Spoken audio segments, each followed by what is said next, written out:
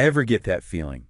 Like the days are just shrinking and your energy's going with them. And then you turn on the news. Right. Like suddenly even that extra shot of espresso just isn't cutting it. It can feel like this 1-2 punch, right? That seasonal slump mixed with the never-ending political news cycle. Exactly. And that's actually what we're diving deep into today. How to beat that feeling. We're getting some awesome advice from communication strategist Cynthia Lieberman. She's got some amazing insights on this. You know, the thing about this time of year and what Lieberman really gets is it's not just, feeling a bit down. We're talking about seasonal affective disorder or SAD. It's actually a biological thing, which is wild when you think about it. So you're saying it's not just like a case of the winter blues, that it's more serious? It's way more. It's like, think about your internal clock, your circadian rhythm. When there's less sunlight, it gets all thrown off. Okay, yeah, that makes sense. And that messes with how your body produces serotonin. And while we all know serotonin is basically the happy chemical, right? Yeah, helps with sleep, mood, Yeah. energy, all that good stuff. Exactly. And so when you combine that biological stuff with, let's say, the stress of, everything going on in the world. All that political news. Exactly. It's like Yeah. suddenly it all just feels so much more overwhelming. That makes a lot of sense. Right. So what do we do about it? Because Lieberman actually has some really good advice on tackling this. Absolutely. What really jumped out at me was her emphasis on light, like making sure you're in a light-rich environment. How does that actually work, though? Like, what's the science behind that? Well, you're basically tricking your brain in a good way. More light signals to your brain that it's like, sunny outside. Ah, I see. So your circadian rhythm is like, okay, time to reset. And that helps boost serotonin production. So more energy, better mood. It's amazing how much of a difference light can make.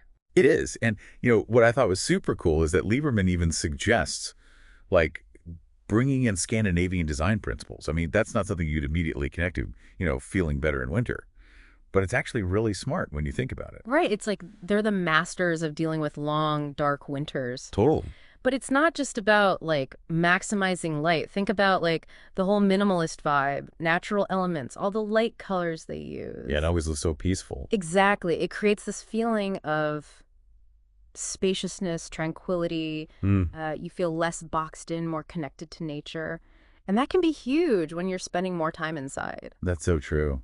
And speaking of managing what we're taking in, Lieberman is really big on mindful media consumption, especially during times like these. Oh, absolutely. She's not saying we need to like completely unplug it, ignore everything, but being more strategic about it. Yeah, like maybe pick a specific time to check the news, not just have it on constantly in the background. Right, or create some politics-free zones in your home. Yes.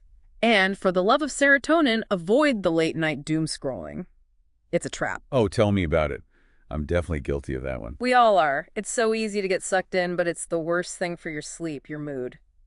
Just not worth it. Agreed. So switching gears a bit, Lieberman also talks about the importance of our physical space, which I thought was so interesting. Oh, it's huge. Like how your space looks can actually have a massive impact on how you feel. That's exactly what she was saying. This whole idea that a calming space can actually help you calm your mind. It's like walk into a room that's cluttered and chaotic. Ugh, don't even get me started. I can feel my anxiety spiking just thinking about it. Right. But then imagine walking into a room that's super organized, peaceful. It instantly puts you at ease. Totally. Like even just incorporating calming colors, some plants, minimizing clutter, all of that helps you feel more in control. That's so true. And, what I appreciate about Lieberman is that she doesn't just focus on what we shouldn't do. She really emphasizes finding a balance. So taking care of ourselves, A&D, staying engaged with what's happening in the world. I'm curious, what does that thoughtful engagement look like, practically speaking? Well, it's about channeling your energy into positive action. So instead of getting bogged down by the negativity, find ways to make a difference. Okay, yeah. It could be volunteering in your community, supporting causes you're passionate about, even just small acts of kindness. It's all about finding those things that give you a sense of purpose.